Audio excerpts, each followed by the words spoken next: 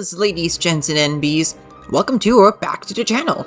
My name's Sky, and today we are going to be checking out the recently released Famitsu interview with Tetsuya Nomura and Yasue on the Kingdom Hearts 4 news we got at D23 recently. Now, full disclosure, I have already read the original Famitsu article with Google Translate earlier this evening. So none of the contents of this will be entirely new to me, although there may be some stuff that I glanced over or completely missed or forgot about on this second go around with the article. But you know, I wanted to cover up the news we got from this article. Just because I just felt like doing this for you guys and going over it again, maybe refreshing myself from memory on the news from the article, and also maybe inform any of you guys if you haven't checked out the panel yet in its entirety, or have only seen like the headlines of it. So yeah, I'm really excited to go over this article again. Well, I should say the article translated via KH Insider right here, because yeah, I did read the original article on Famitsu's website using Google Translate, so I could understand what the article was, what was being said in the article.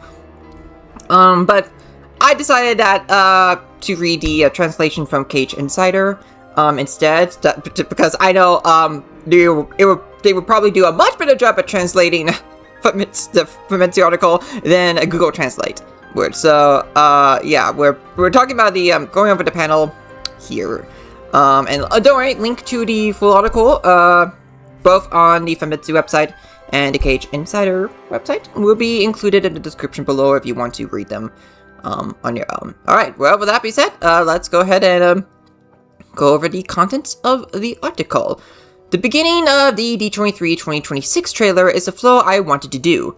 The World of Coco was revealed at the Disney Entertainment Showcase on August 14th, 2026, local time, and a deep dive into Kingdom Hearts panel the following day on the 15th were both a great success. At the Hanade Airport, this is from Nomura, we had to wait for airport maintenance, which caused a delay in our arrival at the Los Angeles airport. We had to cancel all of our plans upon arrival, including hotel check-in. I arrived at the showcase venue just in time. That was tough. So you didn't have to. I assume it's tough. That was touch. Anyway, so you didn't have time to see the D23 venue? That's right. In the first place, it was a surprise I was going to be on stage at the panel, so Disney told me not to come for the showcase wherever I wanted. I moved through the back passages. I'm finally free of that restriction. When I went out for a while, though, I was found right away. Oh man, I believe it. Because there were only fans around, did you feel a bit of the atmosphere, or the atmosphere of D23? Have you ever come to the D23 in the past? Once during Kingdom Hearts 3 in 2017. There's also the one in D23 in Japan. I didn't have enough time this time around to enjoy the atmosphere at all, and I regret it a bit because I'm taking bullets. Yeah, and this is from Yasue. Yeah, it was my first time. I always worked in the office, so I'm happy to interact with everyone once in a while. So first off, have you seen the impressions from the showcase? In the trailer at the showcase, Heartless appeared in the scene where Miguel was playing, and that was the first time I realized it was a trailer for Kingdom Hearts 4, and so on. Nomura, that was what we were aiming for. Or, is it a game adaptation of Coco? From the beginning, I wanted to do something that made people wonder if the composition was actually Kingdom Hearts 4. The venue was exciting. I'm glad you got excited. I was a bit nervous. In fact, editing the trailer was more difficult than ever before. It took until the last minute. It was certainly difficult. What was difficult about it? The combination of facial and lighting changes changes the impression a lot, so it was difficult to adjust it. It's common for models that have been announced to have it said the modeling has changed in subsequent releases, but it is mostly just that the lighting has changed. There is no problem if you only look at the models, but the angle changes a little. Yeah, I noticed that too. The angle of the scenes they showed of the Coco scenes, the recreations from the film, different from the actual scenes from the film.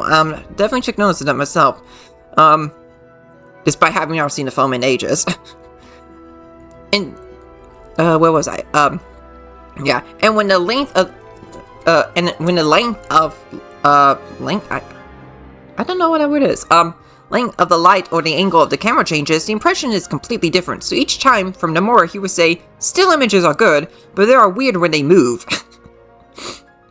It's kind of funny. I would say this, or stop. Isn't a wrinkle on the double edge of this eye strange? That's a super detailed check. Thankfully, the quality has gone up a bit. So I think you can sense that even when you watch this trailer, Pixar animators also praise us, saying there is no game that is so close to a movie. Honestly, I kind of agree. Like Kingdom Hearts 4, that last trailer looked insane. Like, I cannot believe, again, I know how it kind of had me fooled when I first watched the trailer. Just like, this looks just like the Coco movie. Like, aside from, the angle changes and such, it looks so good. Like, it looks exactly like the film. Like, it's honestly kind of crazy. It's kind of hard to imagine, other, there are very few games I've ever seen that look just like a movie. Even with, more, obviously very graphically intensive games I come across. But, really, this, I have to say, in terms of, for me personally, if I had to pick games that look just like movies, it would probably have to be, anything from Hideo Kojima, and, basically anything from Square Enix at this point, or in regards to their AAA releases. Even compare that to, other, which I know, it's kind of narrowing down because a lot of games nowadays look a lot like movies. But, I don't think a lot of people, I don't think a lot of games that have, realistic graphics necessarily look movie-like, if you get what I mean. There's plenty out there, don't get me wrong, but, I don't think they're that plentiful. Especially in regards to, the composition of a movie. Because actually, creating scenes that feel with a composition or of the scene, the flow of the scene is, movie-like, that is... I definitely don't see that in a lot of games myself. At least from the ones I played or have a decent amount of familiarity with. It's not it is very difficult to adjust. Is there a possibility that it will be extended from the release in the second half of 2027? The staff are also particular about this, and there are some who are more particular than me. However, as mentioned in the panel, the release date will not be delayed. The game is progressing more smoothly than ever in the history of the Kingdom Hearts series. Wow! Okay, this I do not remember upon my first reread. That is great. That kind of clears up a lot of the fears I know many people in the fandom have been wondering over the years since the initial game announcement. It was why is this game taking so long? Is there something wrong going on behind the scenes? But this clears up those fears pretty easily. If this is the smoothest, despite the game taking so long to make, it is the smoothest has ever been in the history of the series. That is kind of insane. So clearly they've just been hooking. It's kind of like what we heard about, maybe it's kind of similar to what we heard about with Hollow Knight Silksong, where instead of being in development hell or development purgatory, wherever term you typically hear in the game in the gaming world, it was in development heaven. And I wonder if the same thing was going on here. The game just maybe not to the same extent, because I think with Silksong, they were just focused on, creating a bunch of new different features. But, here, I mean, it's probably just, fine-tuning a lot of stuff. They're probably just focusing on, fine-tuning everything about KH4. Or maybe just taking their time with making sure all the content, and they added all the content that they could include, that they are able to include in the game. That's, incredible, though. That's, incredible that the game is actually, progressing in such a smooth state. That's awesome to hear. The delivery time is quite early before the release date. To extend that is not at a level of a buffer. That's why I'm returning home with bullets. I wonder what it means, but I'm not understanding the wording there. But whatever. Each world is unprecedented in the history of the series. Coco was adapted as a world in Kingdom Hearts 4 because of the theme of the Land of the Dead is linked to Kingdom Hearts 4, right? asterisks here. In Kingdom Hearts 4, Sora tries to return to the original world from the world beyond called Quadratum, the world of dead as perceived by Sora and others in their reality, which is similar to modern Tokyo. Coco is also a story about Miguel getting lost in the land of the dead, where his ancestors live, and he struggles to return to the original world from there. That's right, I decided this during the early stages because I definitely wanted to put it in Kingdom Hearts 4. I think this world was the fastest to start development. Wow! Fastest to start development. That's cool to hear. I'm not surprised Nomura, like, decided this in the early stages, because if you don't know, he did mention, that during the development of Kingdom Hearts 3, after they finalized the world list, he said that, there was some, new Disney films, that released during the later periods of development that he wished he was able to include in Kingdom Hearts 3. And Coco was released within that development period. Other films include, like, I think also top contenders for Kingdom Hearts 4, Inside Out, Moana, and Zootopia. Don't be shocked if any of them make it into Kingdom Hearts 4. I definitely wouldn't be. I mean, I will get excited, do not get me wrong, I get so hyped for them. But I definitely also wouldn't be surprised. That's crazy. That's also, like, one that it was fast to start development so far. That's cool. Because of that, it was a world where development was the most advanced. The country of Mexico and the music are also completely different from the previous worlds of Kingdom Hearts so far, and the atmosphere is so fresh, isn't it? I love that he points out, just like, I love that Yasue pointed out just like how the addition of a world inspired by Mexico, it just adds a completely new atmosphere to the Kingdom Hearts series, to the world. So that's really awesome to see. And I know, I'm sure a lot of, like, Mexican Kingdom Hearts fans are really excited because of that. Really, really happy for those guys. Really excited to just hear what those fans' impressions of Coco and Kingdom Hearts are gonna be like once the game comes out. Really, really excited for that. It's true, the atmosphere of the city is also colorful and lively. That's right, it's flashy, and the characters in that world are crazy, so they make little strange movements, and the city is very three-dimensional. There's also more and more attractions that can be moved. It goes around in circles, it's going up, and the city is very large, and there are exploration elements. The construction of the city is more amazing than ever. And we've only seen, like, a little bit of the world, but, like, obviously, like, of course, like, the construction and structure of the land of the dead would be, you know, very vertical. And, yeah, going around in circles, going up, large exploration elements, like, I'm really excited to explore the land of the dead. Like, there is so much, there is, like, a ton of exploration potential for this world, and I cannot wait to get, to explore that world. Oh? I can't say specifically yet, but moving around is also fun. Ah, okay. I read in the original article from Famitsu that they said that they weren't quite ready to reveal all the gameplay elements from the Land of the Dead. Which makes me really curious what else they're hiding from us, in regards to that world. The battle system is also like the Kingdom Hearts series, and there's also a cooperation technique, Protector. Yes, in addition to swinging the Keyblade, he uses the guitar and incorporates musical elements into battle. There's also the mysterious... No, there's a lot of factors I can't say anymore. Interesting, Yeah, there's another thing that, just, what are you hiding? What are you guys hiding in terms of the combat within, the Coco world? Like, what else could we possibly see? Like, are they hinting at the, like, gameplay with Alibres? Maybe some Riku gameplay in the Land of the Dead, maybe? I don't know. I'm coping. I mean, that's definitely a big hope of mine. Wanted to see, Sora and Riku still travel to Disney World. I'm still holding a hope that that's true. And, the reason why we didn't see too much of Coco is that, they didn't want to give away Riku, too early? Maybe? I'm coping. Anyway. They could also be talking about Donald and Goofy being playable in the Land of the Dead, which I think is also pretty much guaranteed at this point. Given what we saw in the, D23 trailer.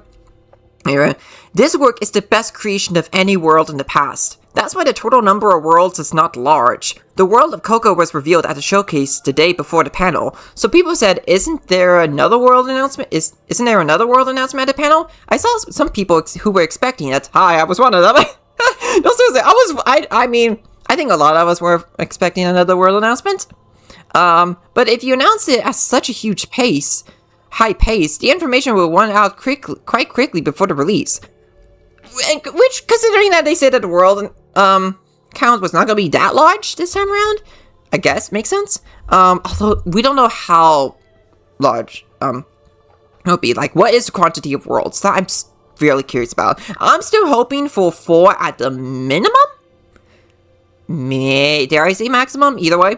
I actually did make my own like list of ideal finalized. Well, I wouldn't say ideal, but because I wasn't planning to like actually finalize, but more my own like finalized list of like 8 worlds.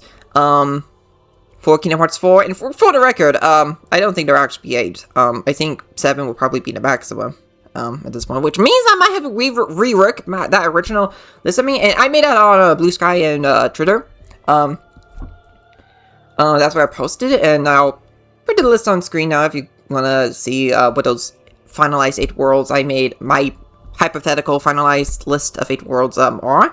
Though again, at this point, I don't think it would actually be 8 worlds, but you know, the list was already hard to be finalized based off my own personal predictions for worlds in Kingdom Hearts 4, but I digress.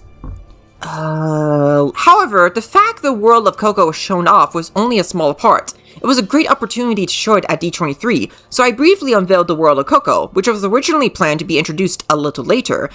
Interesting that they planned on introducing that world later. Makes me wonder what world they had initially planned to reveal first. Maybe it could have been Star Wars. Maybe Star Wars was the original world plan. Maybe the reason they went with Coco was 1, to establish a tone we could expect from the world, and 2, maybe to also quell people's fears about animated, possibly lacking animated worlds in this game, because that was a thing I've seen a lot of people in the fandom say. I never believed it myself. I always kind of thought it was a bit ridiculous that people would think that there would be a lack of animated worlds. That's something I never really got myself. But maybe that probably was the reason why they decided to go with Coco first. And also because maybe they did say that it was pretty fast to develop. That was planned in the early stages, and they already did like a lot of work for it. Maybe that's probably another reason why. There is an opportunity to introduce it again, so please look forward to the follow-up in the future. Okay, so that's hinting at, you know, another world reveal at some point in the future. That's how I'm interpreting that anyway. What is the meaning of the intention on Sigurd? Good correction. The scene of Quadratum, the world where Sora woke up in this game, was also added with various interesting themes. I mean, scenes, not themes, scenes. First off, the name of the Keyblade user in the mask is Vali. The other one was called Sigurd. Vali was a character who appeared in Kingdom Hearts Union Cross Dark Road for smartphones, and Sigurd was a character who appeared in Union Cross.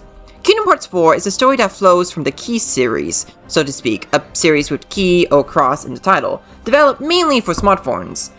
And which is interesting. I'm glad they actually did this translation had flows from the Key Saga, because the original Famitsu interview did say it's like a part of the Key Saga, which I kind of took literally, but like, well, I was like, wait a minute, they probably didn't mean that literally.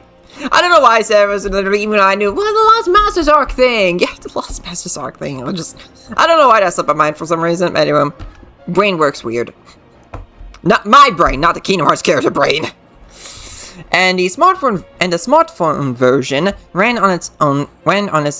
to its conclusion. If you play them, I think both Vali and Sigurd would be familiar, but even if you have not played it, don't worry, I'm expanding on what kind of people they are in this game. And to be fair, we didn't exactly see them a ton in those games.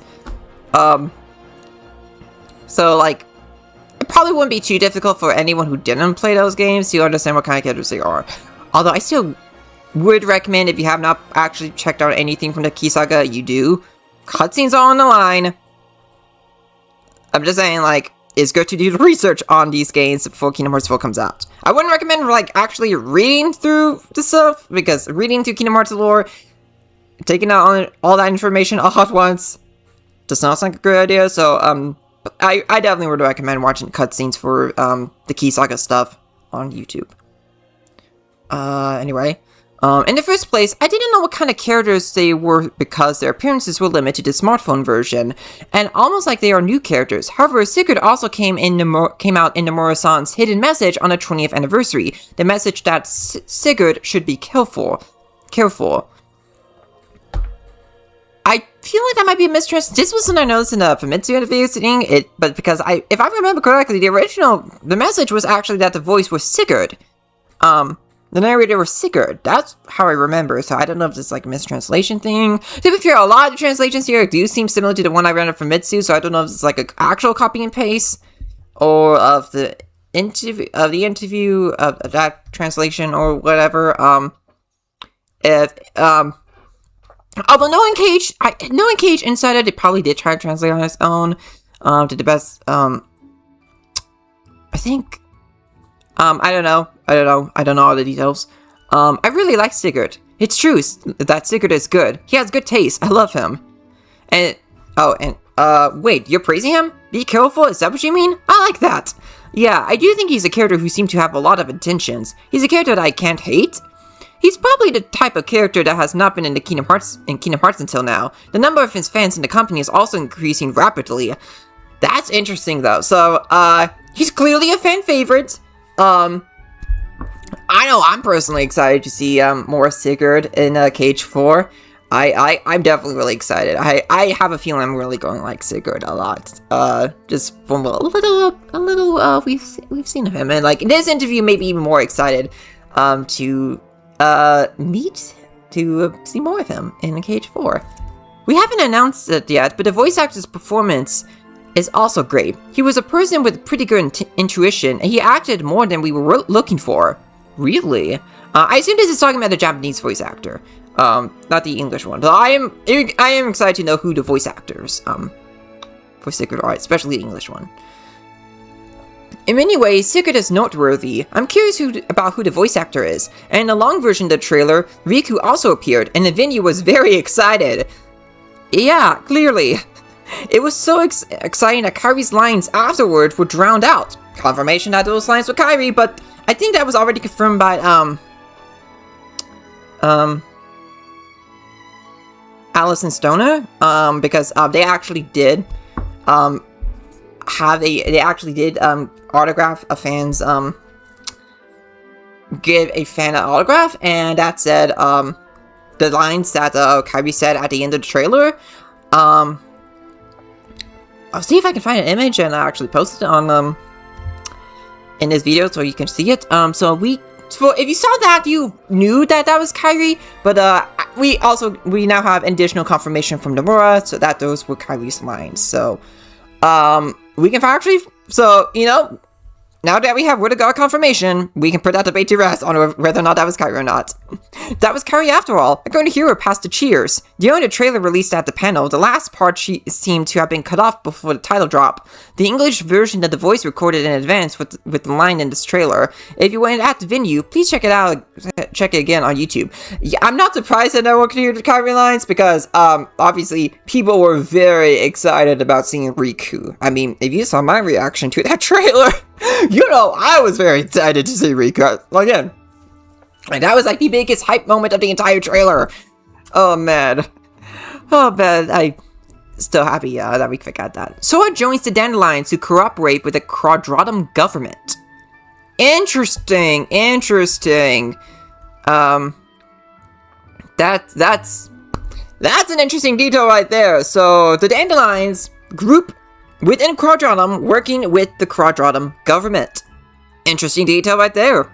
In addition, there are lines in the trailer that Sora seems to be a part of the Dandelions, and young Xehanort is there, with who appears to be Xigbar in a black coat. So to repeat King Mickey's line, there's a lot of information. For real, that line's been memed. There's so much over since that trailer dropped. Such a fitting line too. Very accurate. It's definitely gonna be accurate as we get more information on Kingdom Hearts 4 with each new info dump. What are the Dandelions in this game? Does Sora want to return to his original world by becoming a member of the Dandelions? Dandelion is the English name. In order for E-Blade wielders to survive to the future even when the end of the world would come, Master Ava organized a plan to send them to the outside world like dandelion fluff seeds, and connected them to the future. It is depicted in Kingdom Hearts Chi, I should say, and beyond. Of course, there are those that have been interested in the series, but this may be the first time for those who are only following the numbered games. Dandelion is the name of an organization that gathers excellent Keyblade wielders that appeared in the aforementioned Key series. In this game, there are the Dandelions cooperating with the government of Quadratum, and the Keyblade wielders who came to this world, including Sora, participate. That also clarifies the Dandelion Dispatch thing, as well as, stuff like us seeing the soldiers and the airships in the trailer, which I'm assuming are part of the government of Quadratum, and that the Dandelions, are cooperating. It kind of makes me wonder, to make a Marvel comparison, it kind of reminds me of like the whole idea of the Avengers, cooperating with the government in the MCU. To an extent, not all the case. That's oversimplification, I know. Believe me, as an MCU fan, I know that it's not that simple, but you get what I mean. You get a comparison. Because, yeah, obviously the government and the Avengers have a very rocky relationship in that franchise, but listen, that was a good comparison I could come up with on the top of my head. Anywho, with that being said, I see. Also, as you know, as the Kingdom Hearts series continues, there will inevitably be more characters and the story will become more complicated. Like it already has. In terms of get us getting more characters and the story becoming having a lot more density and complexity to it, as we've already seen before. For example, the number of outsiders involved in the Kingdom Hearts series has increased because of the new anime series announced, and it's become quite difficult to explain the settings and scenarios each time. That's true, I believe it. Because of the work on the anime series, there's going to be a lot of people involved with that series who are not going to be experts on the Kingdom Hearts series, So I think it is going to be wise to, have... So I can understand how difficult it would be to explain all those details to all those people who are going to be new to working on the series. To be honest, there are some parts that even I forget if I'm playing. Hey, it happens to the best of us. I think everyone in fandom can relate to forgetting bits and pieces of the series every now and then. Fortunately, the staff of the Key series have a staff member who organizes the settings of the Kingdom Hearts series in detail and in an easy-to-understand way, and he was also in charge of explaining the scenarios and settings to Disney. In fact, at the beginning of the development for Kingdom Hearts 4, Disney asked him to compile those materials, and he officially joined the Kingdom Hearts 4 team as a proofreader? No, proofreader! Yeah. I can't believe I've misread that. Proofreader. That's smart though. That is really smart to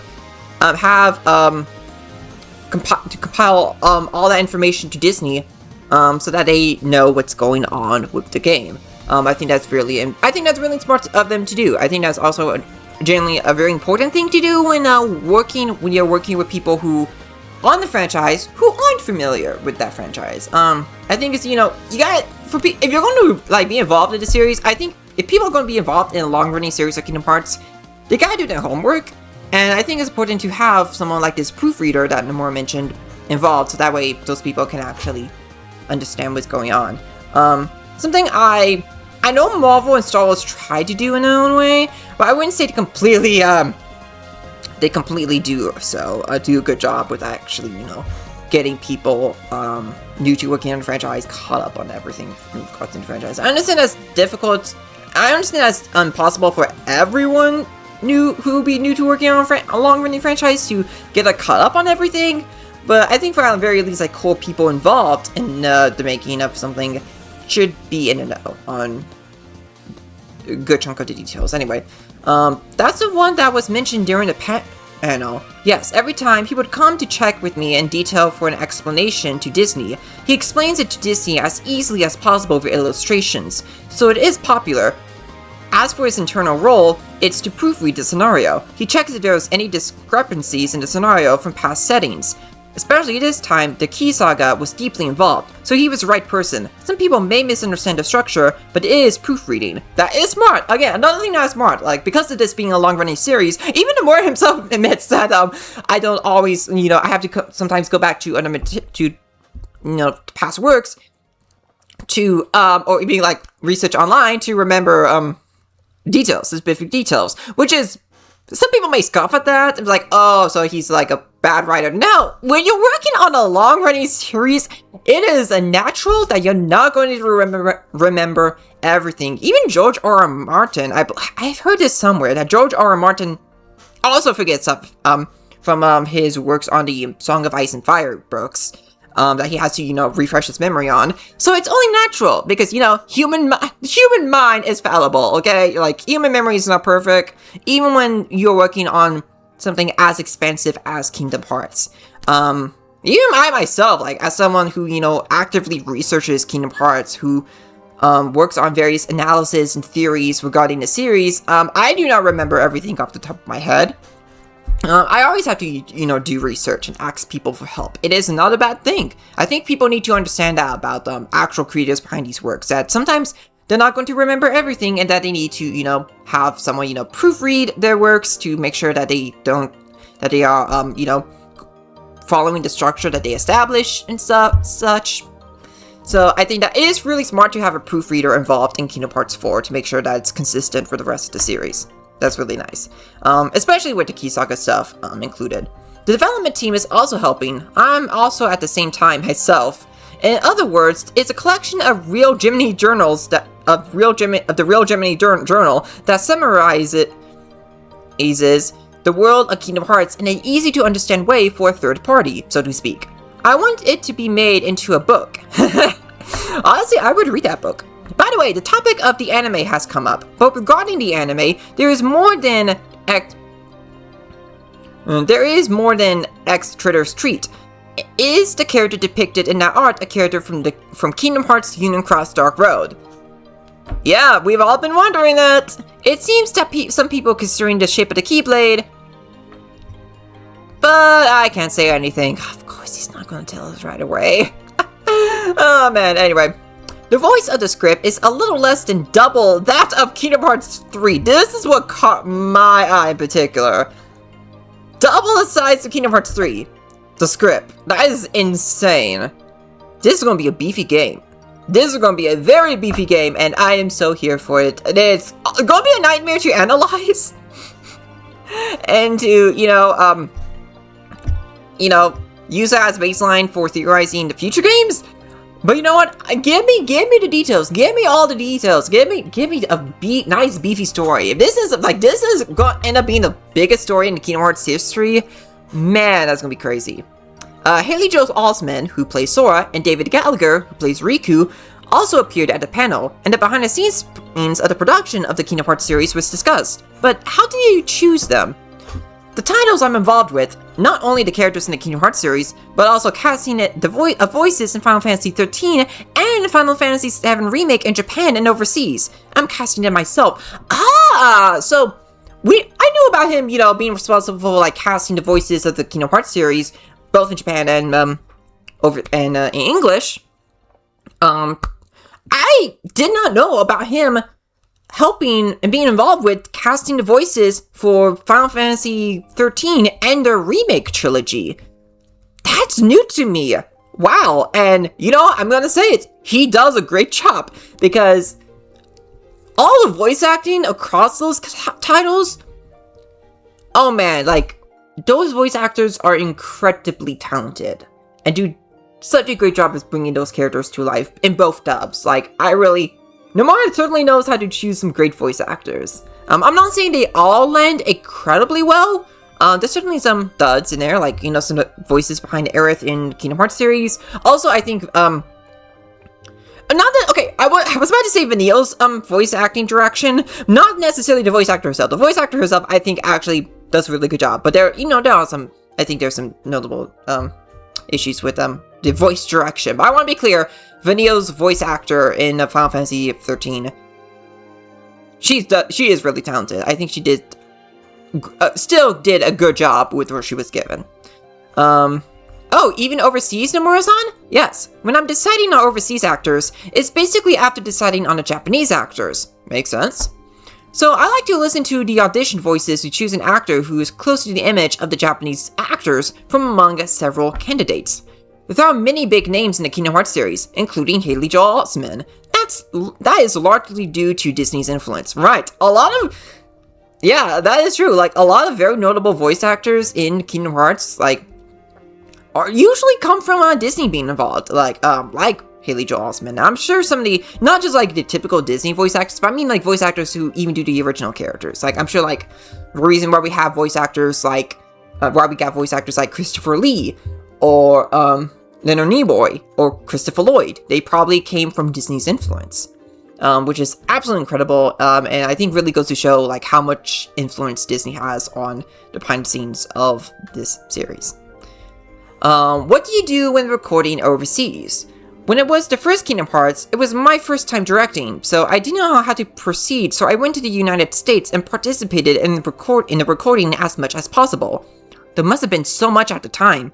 Yes, I communicated with the sound supervisor through an interpreter. I read as Ian, but I think that I is weird.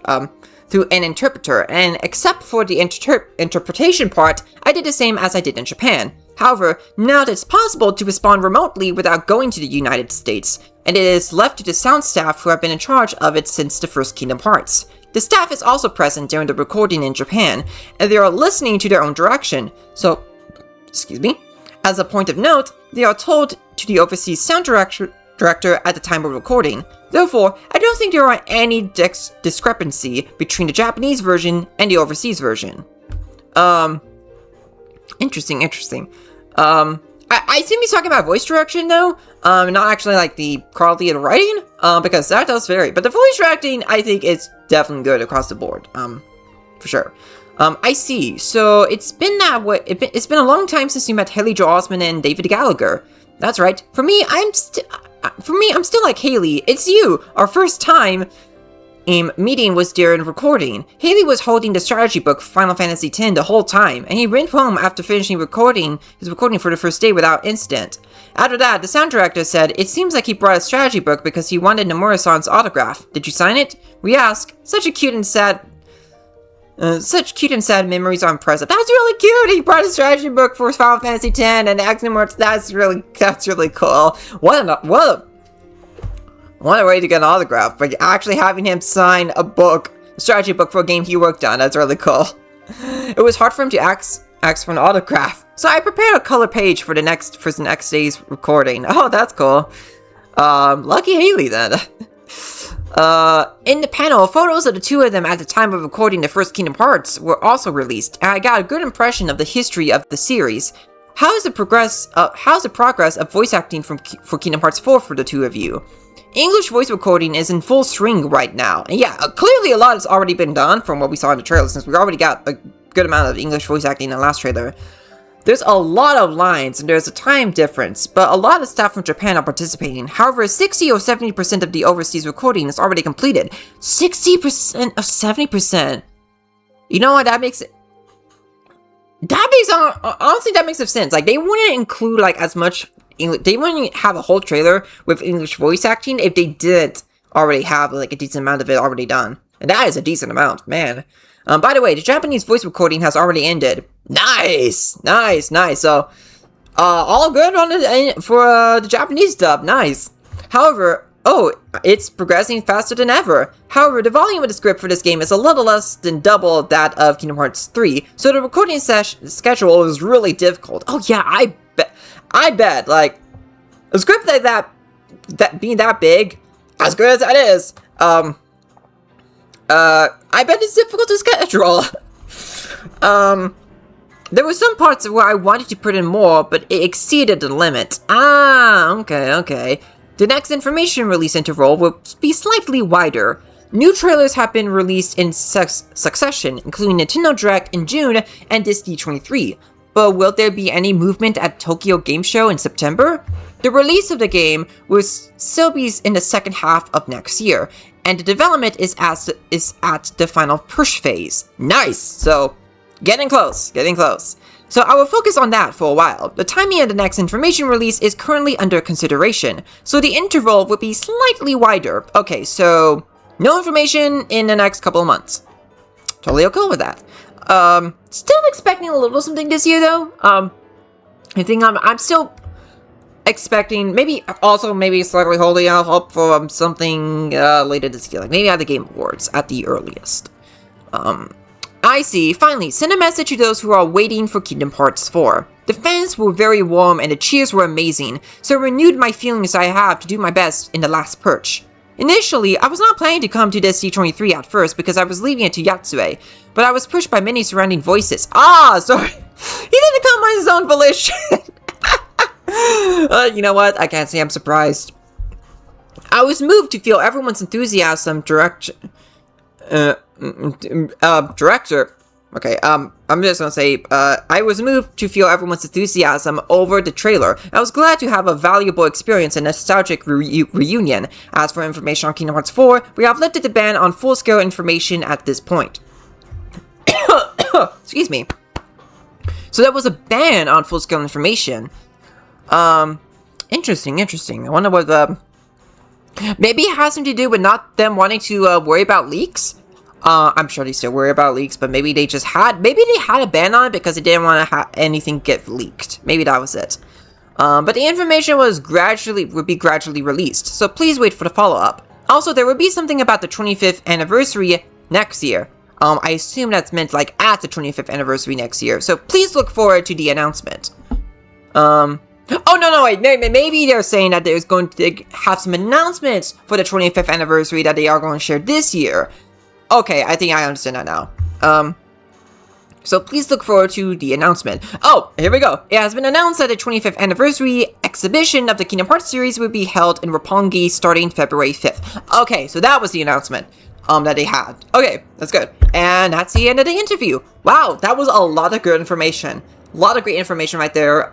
Thanks a lot to you, KH Insider, for providing this translation. I want to make sure I get my information right. Make sure that there was the translate. Okay, translation below. Okay, because I do want to make sure I do credit like the right translator. So they don't seem to have a credit on a translator.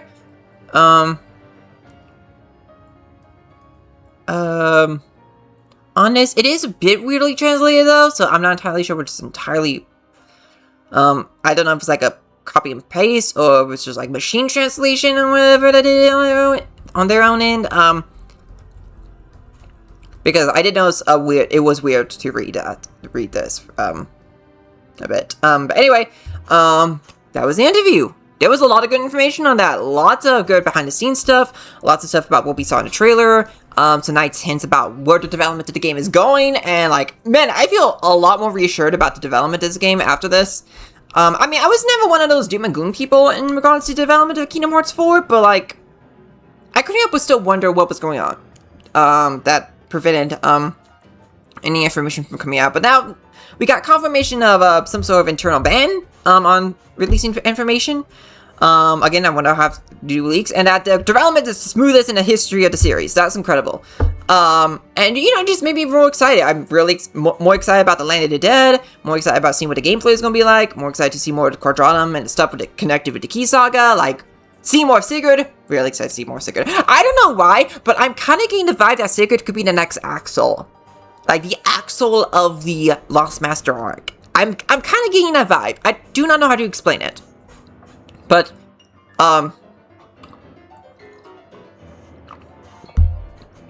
excuse me, doing a lot of talking. I just streamed too after recording this.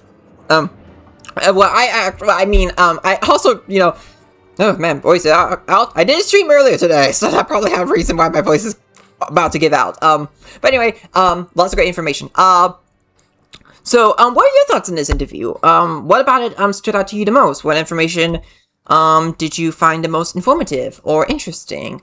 Just making you more excited for Kingdom Hearts 4? When are you expecting the next info drop? Let me know all your thoughts in the comments below. Hope you enjoyed. Hope this was a good way of, if you didn't see the contents of this interview, I hope this was a good way of seeing what this interview contained. And yeah, thanks so much for watching. Please like and share the video if you enjoyed it. Support me on Patreon and Ko-fi, and follow me on my socials, all of which will be linked in the description below, along with my Twitch, where you can check out my streams on there. Subscribe and ring the bell icon so you won't miss any of my future videos and streams. So check out my past videos and streams if you wanna. Please take care of yourselves and keep on keeping on.